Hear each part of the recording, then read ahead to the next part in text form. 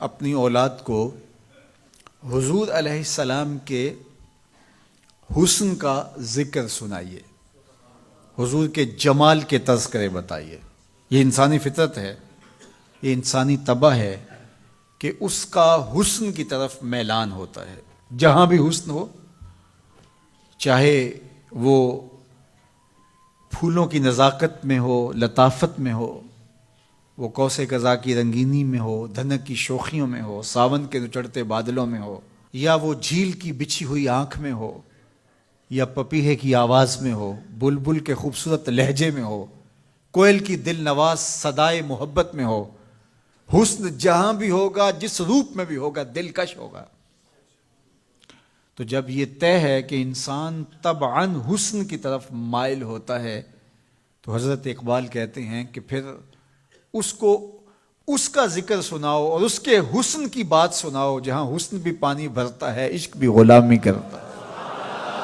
حضور کے حسن کا ذکر سناؤ۔ مکھ چند بدر شاہ، متھے چمک دی لاٹ نورانی ہے، کالی زلف تے اکھ مخمور رکھی ہن مد بھریاں۔ کائنات میں بڑے سونے ہوں گے، بڑے جمیل اور حسین، مہوش اور خوبصورت ہوں گے، لیکن جو جمال اللہ نے آمنہ کے لال کو دیا وہ انہی کو ہی دیا ہے۔ لکھاں آئے لوگ زمانے تے، محبوب خدا جیا کوئی نہیں۔ لکھاں آئے لوگ زمانے تے، محبوب خدا جیا، لکھاں سونے بن بن بیندے نے، او دی خاکے پا جیا کوئی نہیں۔ او دی خاکے پا جیا، جو حسن ان کے پاؤں کے ناخن میں رکھا ہے، جو حسن ان کی ایڑی میں رکھا ہے، اللہ اکبر، جو حسن ان کے تلووں سے نکلنے والی گرد میں رکھا ہے، ان کے نالین کے جوڑوں سے نکلنے والی دھول میں رکھا ہے، وہ کہکشاؤں میں بھی نہیں ہے۔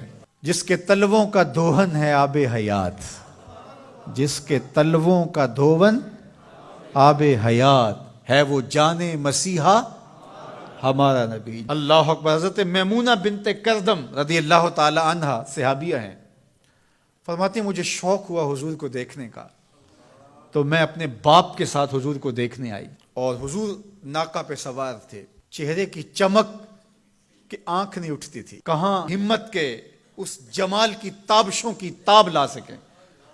تو کہا میرے میں ہمت نہ پڑی کہ جمال روح محمد کا نظارہ کروں، تو میری نظر ادب سے اور جلووں کے وفور سے جھک گئی، تو میں حضور کا چہرہ تو نہ دیکھ پائی، لیکن حضور سواری پہ بیٹھے تھے تو میری نظر حضور کے مبارک قدموں پہ پڑی۔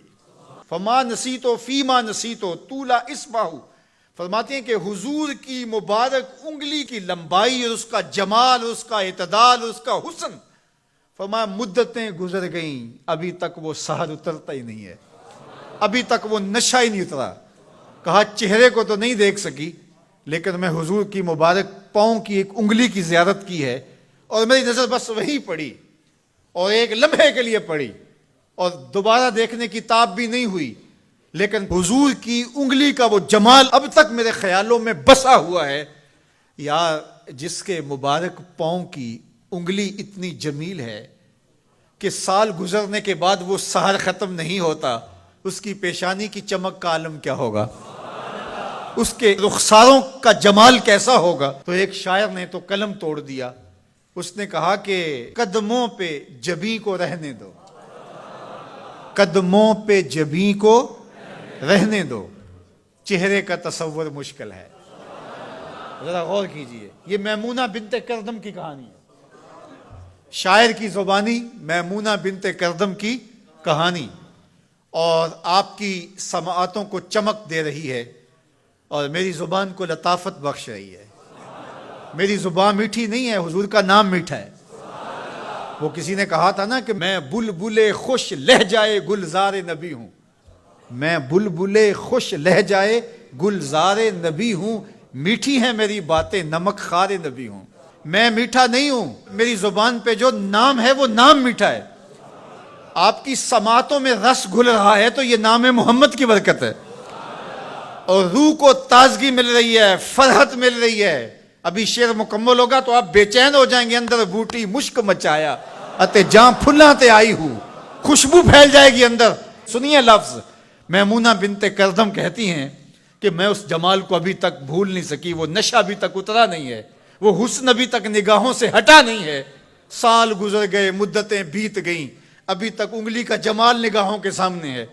تو شاعر کا تصور دیکھیے، وہ کہتا ہے کہ قدموں پہ جبیں کو رہنے دو، قدموں پہ جبیں کو رہنے دو، چہرے کا تصور مشکل ہے، چہرے کا تصور، جب چاند سے بڑھ کر ایڑی ہے رخسار کا عالم کیا ہوگا، جب چاند سے بڑھ کر ایڑی ہے رخسار کا عالم کیا ہوگا۔ تو اپنی اولاد کو حضور کی محبت سکھاؤ، انہیں حضور کا حسن بیان کرو۔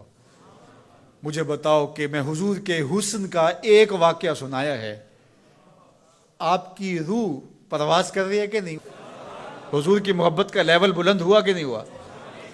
اور یہ ابھی حضور کی مبارک انگلی کا حسن تھا، ابھی رخ منور کا تذکرہ نہیں چھڑا، ابھی پیشانی کی کہانی نہیں چھڑی، ابھی تو لب لالی کی بات نہیں ہوئی، ابھی تو زلف عنبری کی کہانی نہیں چھڑی، ابھی تو ان کی مبارک آنکھوں کی بات ہی نہیں ہوئی۔